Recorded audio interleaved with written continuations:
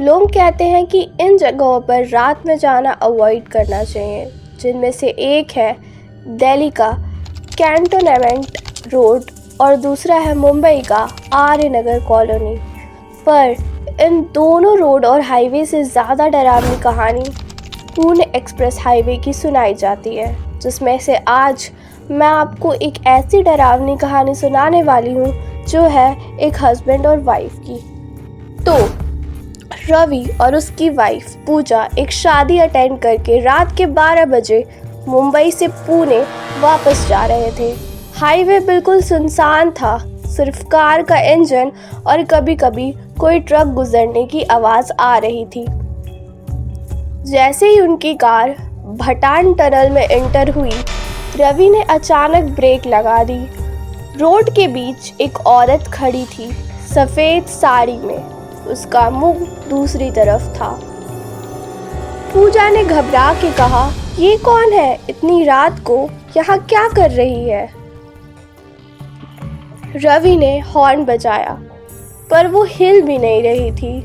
धीरे धीरे वो मुड़ने लगी और जैसे ही उसका चेहरा दिखाई दिया, पूजा का गला सूख गया। उसकी आंखें बिल्कुल काली थी और चेहरा इतना सफ़ेद जैसे लाश हो। गाड़ी भगाओ रवि, जल्दी, पूजा चीखी। रवि ने ज़ोर से एक्सीलेटर दबाया और उस औरत के पास से कार भगा दी। पर जैसे ही टनल से बाहर आए, दोनों शॉक हो गए। वो औरत फिर से उनके सामने रोड के बीच में खड़ी थी। ये कैसे हो सकता है? वो तो अभी पीछे थी, रवि ने घबरा के कहा। रवि ने बिना रुके कार और तेज़ भगाई, पर अचानक इंजन बंद हो गया। हेडलाइट्स ब्लिंक करने लगी, रेडियो अपने आप ऑन हो गया और एक पुरानी मराठी लोरी बजने लगी। कार के अंदर ठंड इतनी बढ़ गई थी कि उन दोनों के हाथ और पैर बिल्कुल ठंडे पड़ गए थे। तभी पूजा ने रियर व्यू मिरर में देखा और उसकी चीख निकल गई। वो औरत कार के पीछे सीट पर बैठी थी और धीरे धीरे मुस्कुरा रही थी। फिर अचानक कार के ग्लास पर खून से लिखा हुआ दिखाई दिया, तुम्हें भी यहीं रुकना होगा। और फिर कार अपने आप स्टार्ट हो गई। स्टीयरिंग रवि के कंट्रोल में नहीं था।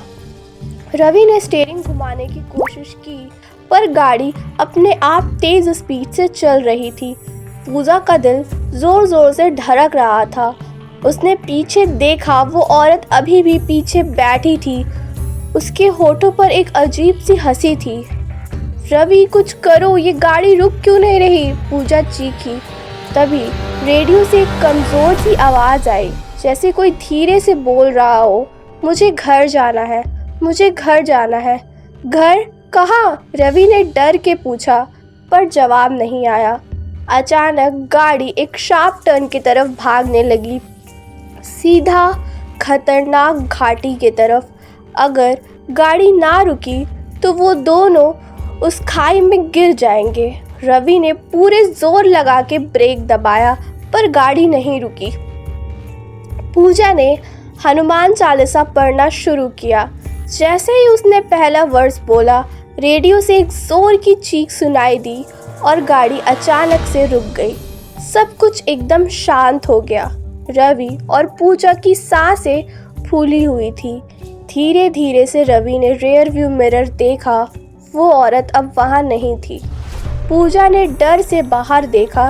रोड के किनारे एक पुरानी मूर्ति थी, जो शायद किसी देवी की थी। उस मूर्ति के पास एक छोटी सी फ़ोटो लगी थी और वो फ़ोटो उसी औरत की थी। उस फोटो के नीचे एक नाम लिखा था, Suman Sharma died in accident on this highway on 2010। Pooja ने रवि का हाथ पकड़ा। ये वही औरत थी जो हमारी कार में थी, बोला पूजा ने। रवि ने बिना कुछ बोले तुरंत गाड़ी स्टार्ट की और वहाँ से निकल गया। जब वो पुणे पहुँचा तो उन दोनों की हालत बहुत ख़राब थी।